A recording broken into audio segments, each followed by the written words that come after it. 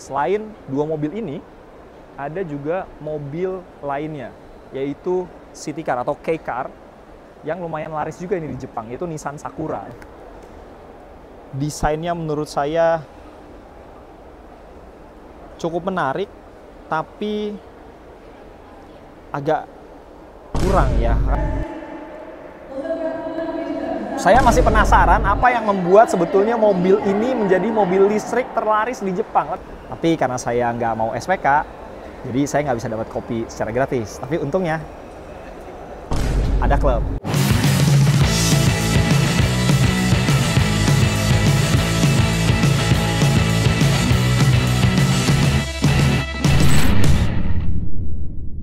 Oke, selamat datang di Ngotot, ngobrol tentang otomotif di channel YouTube-nya Radio Elsinta. Nah, hari ini saya sedang berada di Gias 2024. Di belakang saya ada booth-nya Nissan, dan hari ini Nissan akan meluncing beberapa mobil terbarunya. Ikuti jalan-jalan saya di booth-nya Nissan, karena di dalam booth Nissan ini juga ada banyak keseruan lainnya. Untuk itu, ikuti terus kegiatan saya hari ini.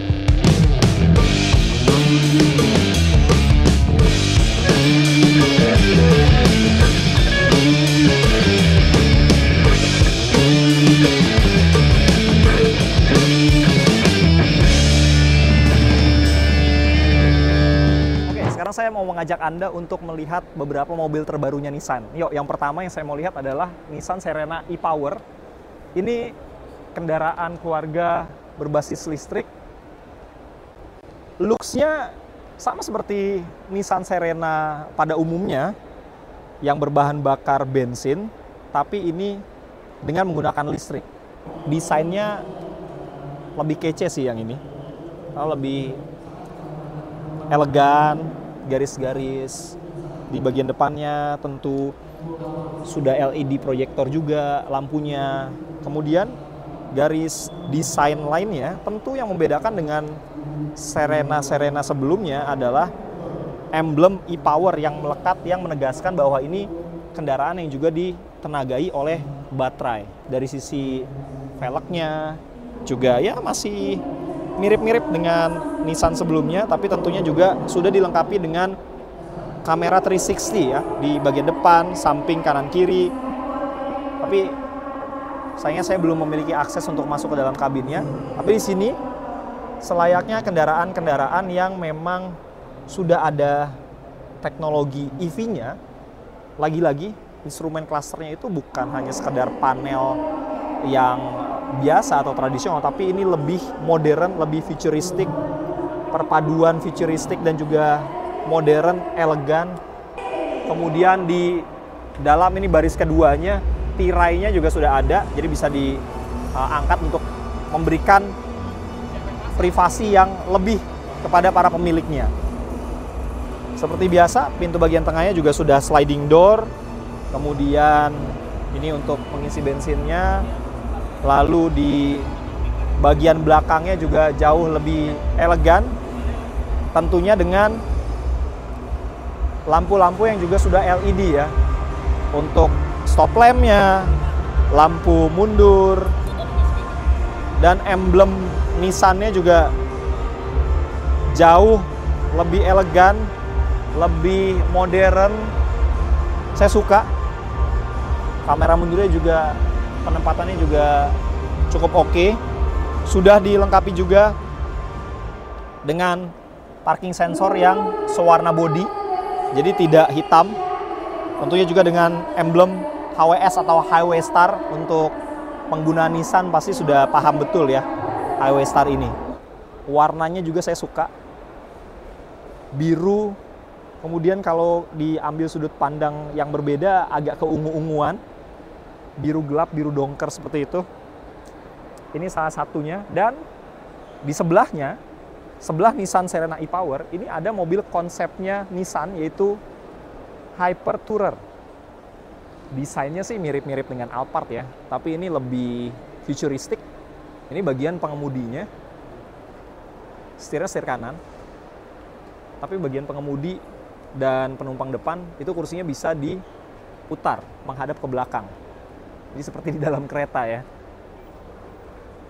Luas sekali kabinnya dan ada banyak ornamen LED di lantainya, begitu juga di bodinya, di bodi mobilnya, lampu-lampunya juga sudah LED. Warnanya juga menarik, warna orange, tapi tidak mencolok ya, tidak terlalu mencolok. Warnanya masih enak untuk dilihat. Nah, selain dua mobil ini, ada juga mobil lainnya, yaitu city car atau K-car, yang lumayan laris juga ini di Jepang, yaitu Nissan Sakura. Nah, Nissan Sakura ini sudah di-launching di Jepang sebetulnya, dan hari ini akan di-launching juga di Indonesia.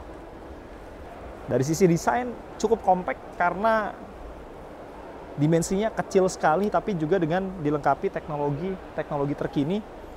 Kamera pada bagian depannya sudah ada, dan ada sensornya juga di kabin. Sementara dari sisi looks-nya juga di bagian depan ya selayaknya mobil listrik, dia tidak ada front grille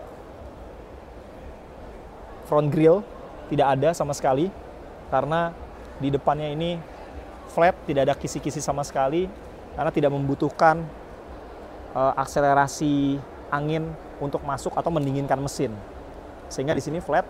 Dan sudah LED projector lamp, ada fog lamp-nya juga. Sudah ada sensor parking di bagian depan, tapi sayangnya ini memang tidak sewarna bodi karena di sini ada ornamen yang berwarna hitam. Tapi di sisi kanannya sensor parkingnya ini sudah sewarna bodi. Peleknya juga berbeda sekali jika dibandingkan dengan mobil-mobil listrik kebanyakan, karena di sini ada celah yang bisa membuat angin masuk ke bagian pengereman untuk mendinginkan rem.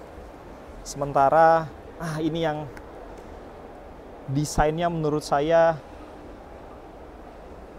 cukup menarik, tapi agak kurang ya, karena harusnya ini karena sudah menggunakan keyless entry, harusnya kuncinya ini sudah tidak ada. Jadi akan lebih clean, lebih menarik lagi desainnya. Ya, tapi oke lah untuk mobil listrik terlaris di Jepang. Nah, di bagian spionnya tadi juga sudah ada kamera 360, di bagian depan tadi juga sudah saya mention. Kemudian di sisi belakang, ini masih belum bisa dibuka, ini tempat untuk pengecasannya. Bagian belakang juga sudah dimiliki atau sudah memiliki sensor parkir yang sewarna bodi, tidak hanya di sisi kanan, untuk mengetahui atau memberikan tanda kalau kita sudah dekat dengan sisi kanan bagian belakang kendaraan. Nah, di bagian belakangnya juga sudah ada 4 sensor parkir ditambah sisi kanan dan kirinya tadi. Kemudian di sini ada emblem zero emission. Nah, ini berbeda dengan kendaraan-kendaraan Nissan yang menggunakan e-power dengan teknologi baterai, ditambah juga masih ada mesin berbasis BBM atau bahan bakar minyak.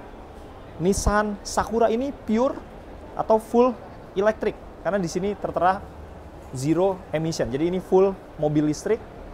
Kemudian garis desain sampingnya sama ya dengan yang sebelah kanan, dan yang membedakan adalah di sisi bagian penumpang sebelah kiri depan, lubang kuncinya itu sudah tidak ada. Kenapa tidak dibuat sama yang sisi sebelah kanannya? Ini lebih clean, lebih menarik, lebih eye-catching, membuat mobil ini lebih elegan kalau lebih clear. Berbeda dengan yang di sisi sebelah kanan. Oke, sekarang kita akan lihat di kabin bagian ataupun baris kedua. Di sini cukup lapang, meskipun hanya untuk 2 penumpang atau 2 passenger saja, tapi cukup lega ya, sangat lega, bahkan kalau saya lihat masih layak untuk ditempati oleh 2 orang dewasa. Nah, sementara di baris pertama, di bagian penumpang bagian depan dan juga pengemudi, ini juga cukup lapang, cukup lega, meskipun di bagian lantainya itu tidak rata lantai karena masih ada gundukan yang kecil, tapi masih cukup mengakomodasi untuk pergerakan kaki kita. Sementara di instrumen clusternya, di bagian display pengemudi untuk MID-nya itu full digital tentunya, karena tentunya akan ketinggalan zaman kalau masih menggunakan teknologi analog ya, apalagi ini adalah kendaraan listrik, kendaraan yang bisa dikatakan sebagai kendaraan masa depan. Nah, untuk bagian audio visualnya itu juga sudah full digital, dan untuk untuk kontrol AC semuanya juga sudah menggunakan digital. Tapi yang menarik adalah tulisan-tulisan di bagian audiovisualnya itu masih tulisan Jepang. Saya tidak tahu apakah nantinya kalau betul-betul dibawa ke Indonesia atau pure nantinya dimasukkan ke Indonesia ini tulisannya masih tulisan Jepang atau sudah berubah menggunakan tulisan berbahasa Inggris atau untuk pasar global. Saya masih penasaran apa yang membuat sebetulnya mobil ini menjadi mobil listrik terlaris di Jepang. Tapi sayangnya saya belum bisa masuk full ke dalam kabinnya, tapi nanti kalau ada kesempatan saya akan mencoba untuk mereviewnya juga, untuk melihat secara langsung. Atau mungkin kalau punya kesempatan saya juga ingin melakukan test drive unit ini, kendaraan listrik Nissan Sakura. Di sebelah Nissan Sakura, mobil listrik kei-car yang sudah di-launching di Jepang, di sebelahnya juga ada kendaraan lainnya yaitu Nissan Ariya. Ini juga kendaraan listrik yang juga akan di-launching oleh Nissan Indonesia yang juga merupakan bagian dari Indomobil, akan di-launching pada hari ini juga. Kalau saya lihat ini menarik, ini mengingatkan saya dengan seri Omoda, bener nggak sih? Mirip-mirip ya, garis desainnya. Dari sisi interior tentunya seperti mobil-mobil listrik pada umumnya, instrumen klasternya itu dilengkapi dengan layar, seperti layar yang cukup lebar. Saya lihat dari luar, kemudian di dalam kabinnya juga luas sekali bagian depannya. Konsol tengahnya itu yang biasanya di mobil pada umumnya itu menghalangi antara pengemudi dengan penumpang, ini tidak ada sama sekali. Jadi kosong sekali, jadi rata dengan lantai, baris paling depan. Dan di bagian belakangnya juga kalau saya lihat, ini juga cukup lega, cukup nyaman. Untuk 5 penumpang masih worth it. Dan dia ada panoramic sunroofnya di atas. Yang biasanya untuk mobil-mobil yang beredar di Indonesia, shark fin, antena shark finnya itu hanya satu, ini ada 2. Jadi ini dia ada 2 antena shark fin. Di belakangnya minimalis sekali, hanya ada tulisan Nissan. Kemudian di sebelah kirinya ada emblem Ariya dan ada teknologi yang dipergunakan yaitu E4 ORS. Yang menggambarkan juga ini mobil pabrikan Jepang adalah bagian kaca kabin baris kedua ya, yang lebih gelap. Termasuk juga kaca belakangnya lebih gelap dibandingkan dengan baris depan. Nah, untuk pengecasannya ini yang saya masih belum tahu nih. Karena di sisi sebelah kiri, ini seperti ada panel untuk mengecas. Sebelah kanan juga ada. Yuk kita lihat. Oke, ternyata saya sudah tahu di bagian sebelah kanan dan sebelah kiri ini semuanya untuk pengecasan. Untuk yang AC dan DC untuk pengecasan di rumah dan untuk fast charging. Bener Mbak ya? Oke. Saya penasaran mau coba masuk ke dalamnya secara langsung. Nanti mungkin kita akan coba, kalau punya kesempatan ya, kita akan coba untuk masuk ke dalam. Untuk kita lihat interior dan juga kenyamanannya seperti apa. Di salah satu sudut booth Nissan Indonesia ini ada simulator yang bisa dipergunakan untuk pengunjung mencoba permainan mobil balap Assetto Corsa. Yang ready, Mas? Yang kiri bisa? Ayo, silakan. Oke. Bisa nyobain ini? Iya, benar. Atau hanya untuk mereka yang kira-kira SPK terus baru bisa nyobain? Oh, enggak dong, Mas. Enggak? Ini kita buka buat umum. Dan kebetulan kan karena kita ada kompetisi juga, jadi asal datang, registrasi, nanti boleh main. Oh, oke. Ini karena masih media day, jadi jurnalis nggak perlu registrasi ya? Aman. Aman ya? Aman. Main dulu aja nggak apa-apa. Nanti aja registrasi belakangan boleh. Oke, sekarang saya lagi nyobain ini game Assetto Corsa dan kita lagi nyobain ini mobilnya Nissan yang terjun di Formula E ya? Yes, benar. Mobil Formula E-nya Nissan. Mobil Formula E-nya Nissan. Untuk tracknya kita Tokyo. Tokyo E-Prix. Yes, Tokyo. Ini di dalam kota ya kalau nggak salah ya? Iya, benar. Street circuit jatuhnya. Street circuit. Waduh. Remnya yang tengah, Mas. Oh, ya, oke. Ternyata saya tidak mahir main game balap. Nah, untuk mempermudah di track juga ada garis-garis yang warna-warna ini, Mas. Ya. Kalau merah berarti mau ada tikungan. Oh. Nah, tempat-tempat yang ngerem di situ. Oh, oke. Kalau hijau bisa gaspol ya? Bisa gaspol.